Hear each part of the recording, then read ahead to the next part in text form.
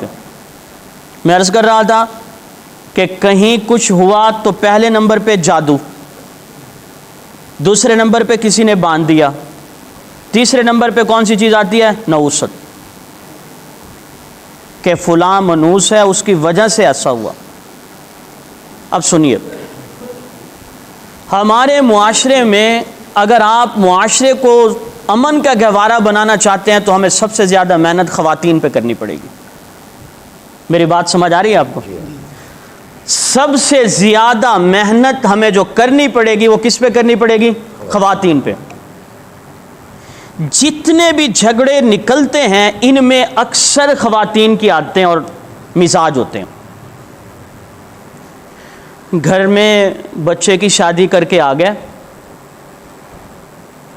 بیٹی لے آئے کسی کی، بہو، اب بہو آ گئی، سب نے نظریں گاڑ رکھی ہیں اس کے اوپر۔ پہلے تو ویسے رسوم و رواج سارے کرتے ہیں ہم، اب دیکھتے ہیں جی یہ ساس محلے کی عورتوں سے کہہ رہی ہوتی ہے اب جو چاند میں لا رہی ہوں نا اس چاند کے اندر برکتیں ہی برکتیں ہیں، وہ میں آئے گی نا، قدم رکھے گی نا میرے گھر میں تو باہر ہی باہر آ جائے گی۔ تسبیحیں پڑھ رہی ہے ساس اور چن کے بھی خود لا رہی ہے۔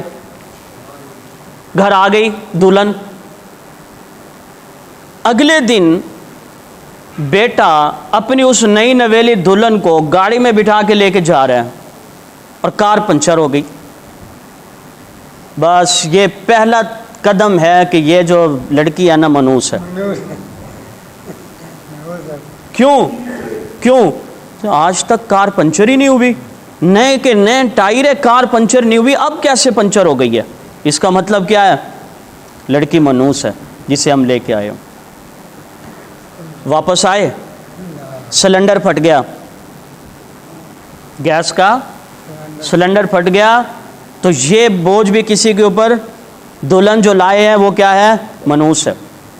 شام کو بیٹا گھر میں آیا جس کی شادی ہوئی، وہ کہتا ہے کہ ساری زندگی میری دکان کی جو سیل تھی نا وہ 25,000 تھی، شام کو میں گنتا تھا، کبھی ساری زندگی میں ایسا نہیں ہوا کہ 25,000 سے کم سیل ہو، آج 20,000 ہوئی ہے۔ تو اس کا مطلب کیا ہے کہ دلہن کیا ہے؟ یار سمجھ نہیں آ رہی میرے خیال میں آپ کو۔ اب میں سبحان اللہ تو نہیں کہلوا سکتا آپ سے، اس کی ضرورت بھی نہیں، لیکن آپ کے چہرے سے تو پتہ چلنا چاہیے کہ بات سمجھ آ رہی ہے آپ کو۔ اب جتنے بھی کام ہو رہے ہیں یہ سارے کے غلط جو کام ہو رہے ہیں، جو اللہ کی جانب سے ہو رہے ہیں، یہ کس کے اوپر ڈال رہے ہیں؟ بہو کے اوپر ڈال رہے ہیں کہ یہ منحوس ہے، اس نے قدم رکھا اور سارے گھر کے اندر پریشانی آ گئی۔ یہاں تو یوں ہوا، اور یہاں کی بیٹی اس گھر میں گئی ہوئی ہے، ان کی بیٹی، ان کی بھی تو بیٹی ہے نا، یہ کہاں گئی ہوئی ہے؟ دوسرے کے گھر میں۔ وہاں سے کال آئی کہ وہ جو ان کی بیٹی کی ساس ہے وہ فوت ہو گئی ہے۔ کیا ہو گئی ہے؟ وہ فوت ہو گئی ہے۔ کوئی مسئلہ نہیں اگر وہ فوت ہو گئی ہے تو، نہیں سمجھ آ رہی ہے آپ کو بات؟ اگر وہاں فوتگی بھی ہو گئی ہے تو کوئی بات نہیں، زندگی عارضی ہے، فانی ہے، فوت ہونا ہو گئی فوت۔ 6 مہینے گزرے، اس کا وہ شوہر بھی مر گیا۔ اب بھی کنسیپٹ کیا ہے؟